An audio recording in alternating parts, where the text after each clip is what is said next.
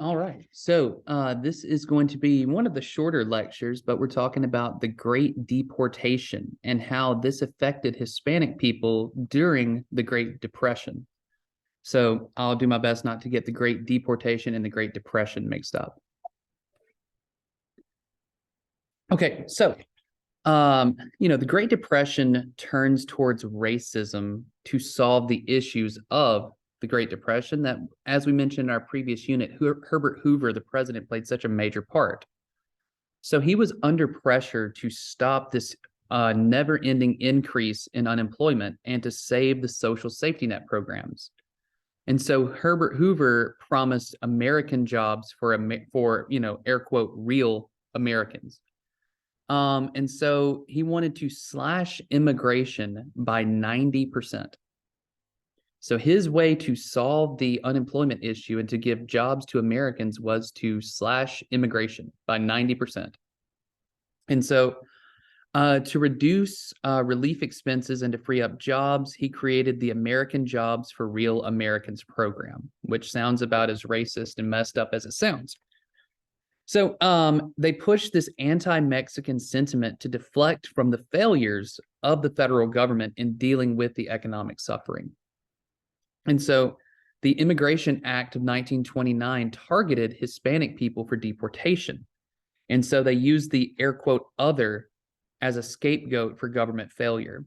So meaning they blamed the other in the sense of Hispanic Americans for issues that the country was facing. And so Mexicans were scapegoated for the bad economy. And so they were blamed for overwhelming welfare, draining charities, and taking jobs. So the truth was that Mexicans only made up of 10% of the relief recipients. So only 10% of people getting welfare were actually Mexican Americans. So the plan was to create jobs, but it was getting rid of anyone with a air quote Mexican sounding name. That was their way of going about it. And so they first stopped new people from entering into the US. That was their way to first stop this.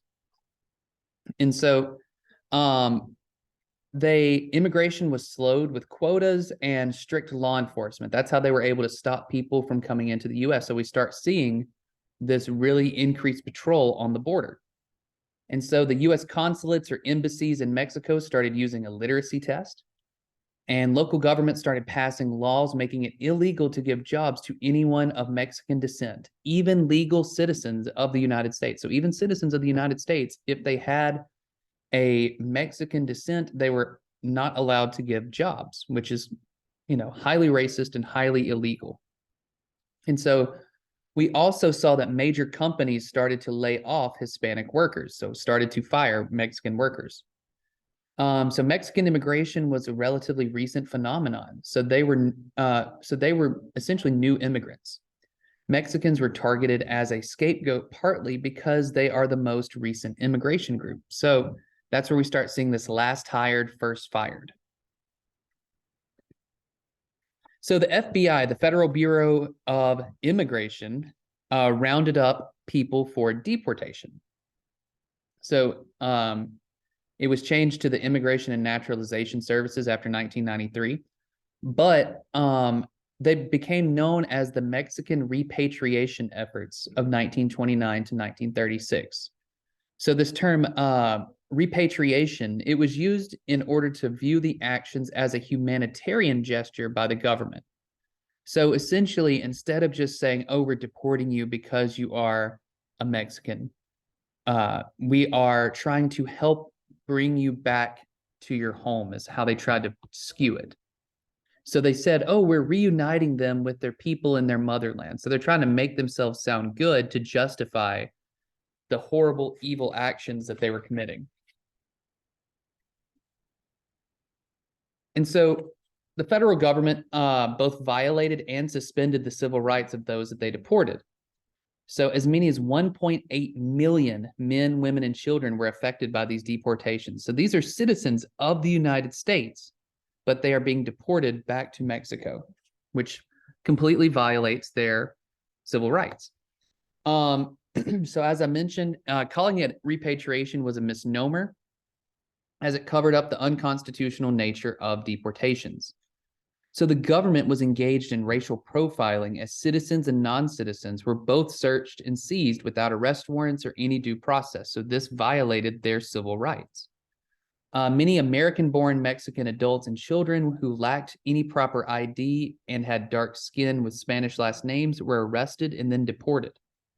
So 60% of those deported were U.S. citizens, which legally you cannot deport a U.S. citizen, and you cannot repatriate or send a U.S. citizen to another country. Legally, that is. So the raids that were launched were absolutely ridiculous and cruel and very vicious. And so they were launched to find undocumented immigrants for deportation. Each state handled the raids differently. Sometimes you saw that federal agents were involved, and sometimes it was social workers and local law enforcement who targeted people for removal. So this was from the federal government all the way down to local police. And then states were reimbursed or paid back for chartering buses and trains to transport people to Mexico. So the government would pay states to deport people. City and county governments targeted people through their services. We saw that authorities targeted those Mexicans utilizing public resources. We saw local law enforcement across the nation started to round up people in parks, hospitals, and markets. Even when they would go out to clubs, they would then round them up there. So they couldn't even go out and have a good time. So they were put on trains to Mexico, whether they were Mexican or not. And in LA, we saw that police had orderlies gather people in hospitals and put them in stretchers on trucks and left them at the border.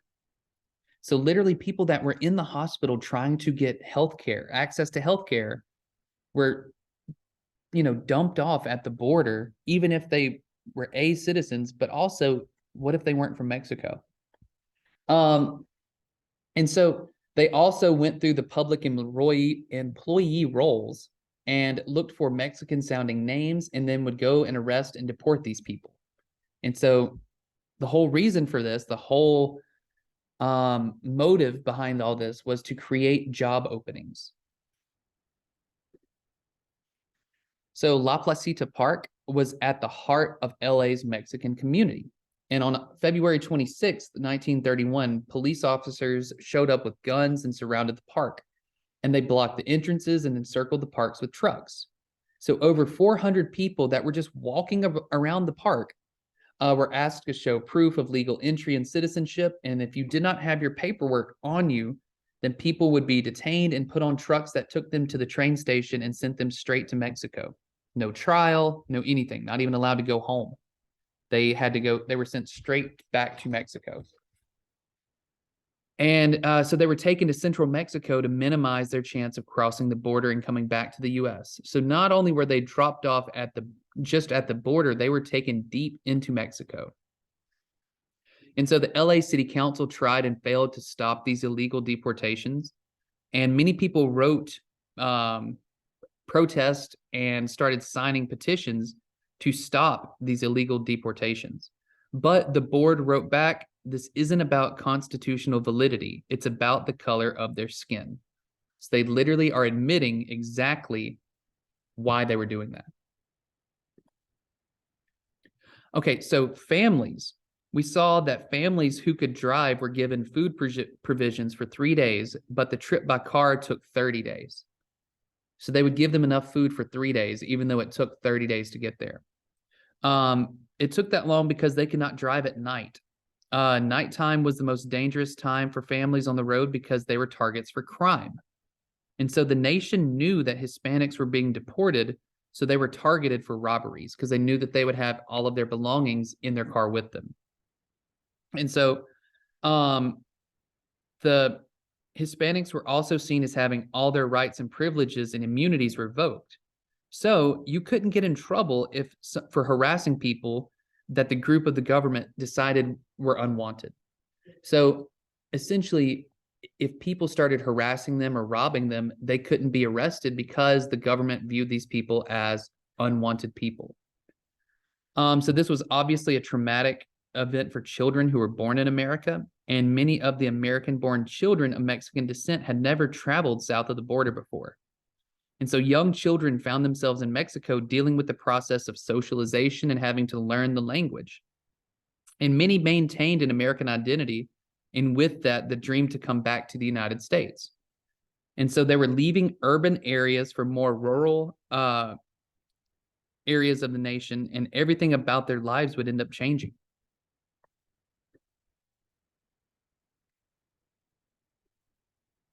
And last but not least, we saw that World War II brought Mexican immigrants back to the United States.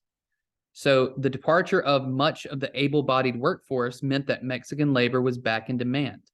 And so we saw that, just like we mentioned with the Dust Bowl, once we sent millions of people off to war, there were all those jobs that needed to be filled. So in a complete about face, we saw that the US government and the United States people were more welcoming of these people that were still citizens of the United States to begin with, but they decided to just now start welcoming them back, even though many people never actually made it back to America. And, you know, with everything that has been recently going on, and well, over the past decade for our immigration and immigration issues, we see some of these similar trends that have been going on time and time again in our nation's history.